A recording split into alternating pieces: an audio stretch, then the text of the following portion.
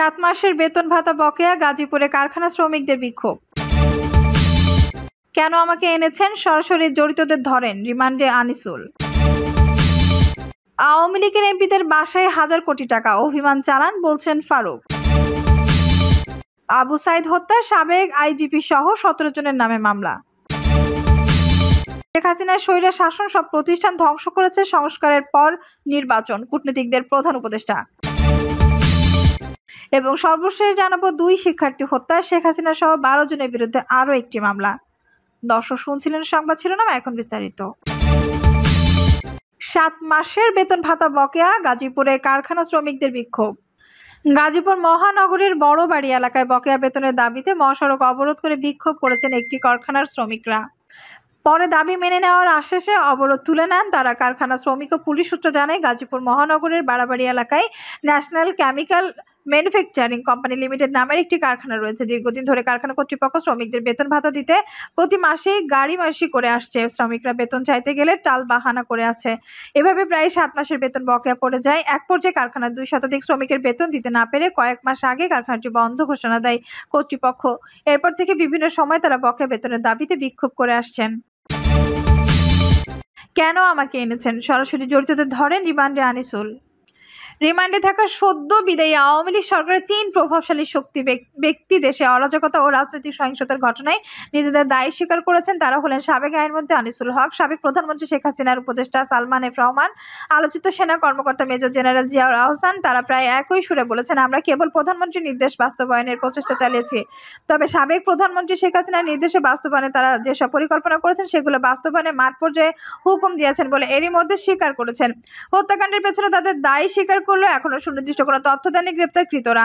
ঢাকা মহানগর পুলিশের সংশ্লিষ্ট সূত্র জানায়, রিমান্ডে থাকা আসামি সালমান এফ রহমান এবং আনিসুল হকের দেওয়ার তথ্য অনুযায়ী গ্রেপ্তার করা হয়েছে জিয়াউর আহসানকে। তারা 3 জনই এখন নিউ মার্কেট থানায় একটি হত্যা মামলায় ঢাকা মহানগর গোয়েন্দা পুলিশ হেফাজতে রিমান্ডে আছেন। জিজ্ঞাসাবাদের সময় আসামিরা কি ধরনের অভিব্যক্তি প্রকাশ করেছেন জানতে চাইলে সংশ্লিষ্ট কর্মকর্তা যুগান্তরকে বলেন, আনিসুল হক বেশিরভাগ সময় হাসছেন। বলছেন, প্রধানমন্ত্রী আমাদের যে গাইডলাইন দিতেন আমি সেই গাইডলাইন ফলো করেছি মাত্র। হত্যা মামলায় কেন আমাকে রিমান্ডে এনেছেন?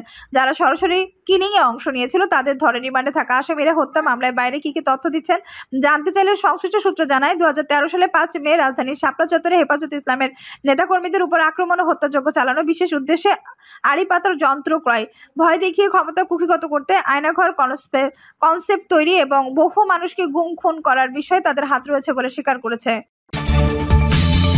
আওয়ামী লীগের এমপিদের বাসায় হাজার কোটি টাকা, অভিযান চালান বলছেন ফারুক।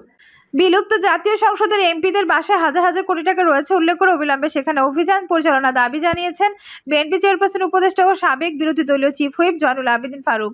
জয়নুল আবেদিন বলেন, যেসব সংসদ সদস্য অনির্বাচিত যারা হাজার কোটি টাকা লুট করে বাংলাদেশে বিদ্যুৎ খাতে দুর্নীতি করেছে, সড়ক জনপদ বিভাগে দুর্নীতি করেছে, যারা বিচার বিভাগে আইনের শাসন প্রতিষ্ঠা করার সুযোগ দেয়নি, যেসব অনির্বাচিত সংসদ সদস্যের কিছু আনাগোনা জনগণ দেখতে পাচ্ছে। তিনি বলেন, অন্তর্বর্তীকালীন সরকারের স্বরাষ্ট্র উপদেষ্টার কাছে একজন নির্যাতিত রাজনৈতিক কর্মী হিসেবে দাবি করব, আইন নিজের হাতে আমরা তুলে নেব না।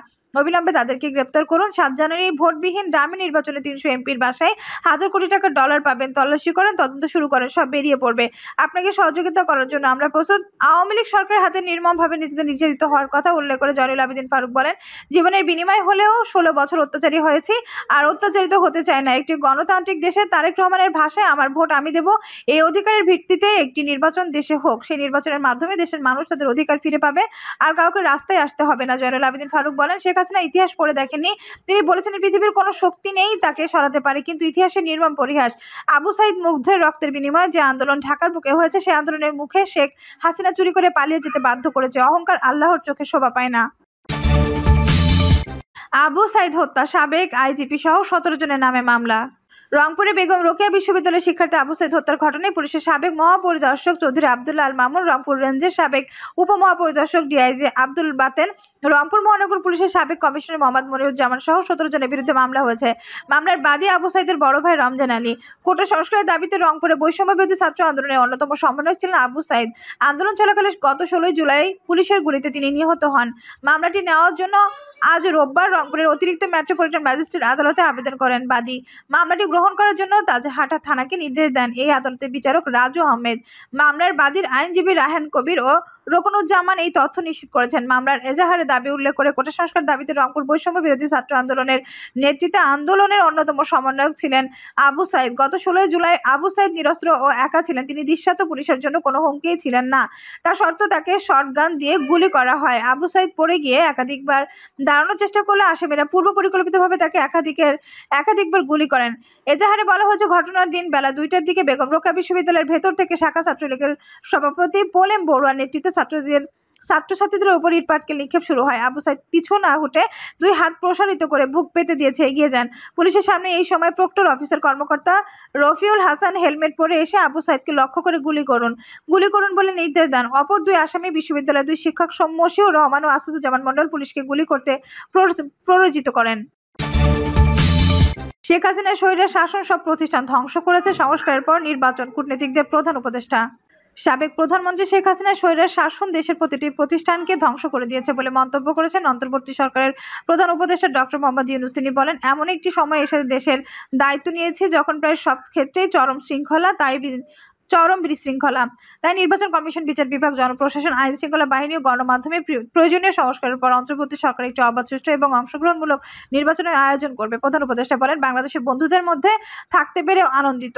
2 সপ্তাহ আগে বাংলাদেশ দ্বিতীয় বিপ্লবের সাক্ষী হয়েছে। শেখ হাসিনা নৃশংস স্বৈরশাসনের বিরুদ্ধে জেগে উঠেছিল লাখো বীর ছাত্র জনতা। কিন্তু তার শেখ হাসিনা দলের ছাত্র সংগঠন শুধুমাত্র আইন শৃঙ্খলা বাহিনী বাংলাদেশের স্বাধীনতার পর থেকে দেশে ভয়াবহতম বেসামরিক গণহত্যা করার পর তিনি দেশ ছাড়েন। ডক্টর ইউনূস বলেন, আমি সেই সমস্ত বীর ছাত্র এবং নিরীহ মানুষের প্রতি গভীর শ্রদ্ধা জানাই যারা সর্বোচ্চ আত্মত্যাগ করেছেন। আমাদের সম্প্রতির স্মৃতিতে অন্য কোনো দেশের ছাত্রদের তাদের গণতান্ত্রিক আকাঙ্ক্ষা প্রকাশের জন্য এত মূল্য দিতে হয়নি।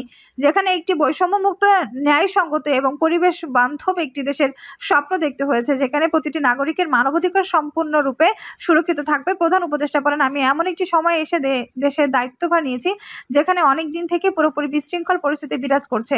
ক্ষমতায় থাকার চেষ্টায় শেখ হাসিনার স্বৈরাচার সরকার দেশের প্রতিটি প্রতিষ্ঠানকে ধ্বংস করে দিয়েছে। বিচার ব্যবস্থা ভেঙে পড়েছে। তিনি বলেন, দীর্ঘ 1.5 দশকের নির্মম নৃশংসতার মাধ্যমে গণতান্ত্রিক অধিকার দমন করা হয়েছিল। নির্বাচনে কারচুপি হয়েছে। তরুণ প্রজন্ম তাদের ভোটাধিকারের চর্চা না করেই বেড়ে উঠেছে।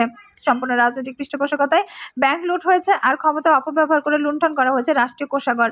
সরকার গণতন্ত্র, ন্যায় বিচার, মানবাধিকার ও বাক স্বাধীনতা সমুন্নত রাখবে। অন্তর্বর্তী সরকারের সর্বোচ্চ অগ্রাধিকার আইন শৃঙ্খলা পরিস্থিতি নিয়ন্ত্রণে আনা বলে উল্লেখ করেন প্রধান উপদেষ্টা। সশস্ত্র বাহিনী বেসামরিক শক্তির সহায়তা কাজ চালিয়ে যাবে যতক্ষণ পর্যন্ত না পরিস্থিতি নিশ্চিত হবে। সব ধর্মীয় ও জাতিগত গোষ্ঠীর নিরাপত্তা নিশ্চিত করতে অঙ্গীকারবদ্ধ অন্তর্বর্তী সরকার। প্রধান উপদেষ্টা দেশে জুলাই-আগস্ট মাসে আন্দোলনে নিহত হওয়ার ঘটনায় জাতিসংঘের তদন্তকে স্বাগত জানান।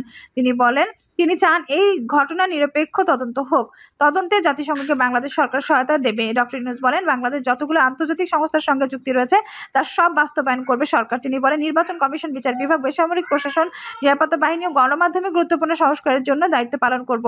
এরপর আমরা একটি অবাধ, সুষ্ঠু, অংশগ্রহণমূলক নির্বাচন অনুষ্ঠানের আয়োজন করব। জাতীয় ঐক্যমত্য বৃদ্ধির জন্য আমরা আন্তরিক প্রচেষ্টা চালাবো।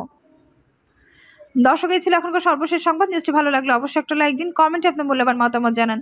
সবসময় আমাদের পাশে থাকতে সাবস্ক্রাইব করে বেল বাটনটি অন করে রাখুন। ধন্যবাদ।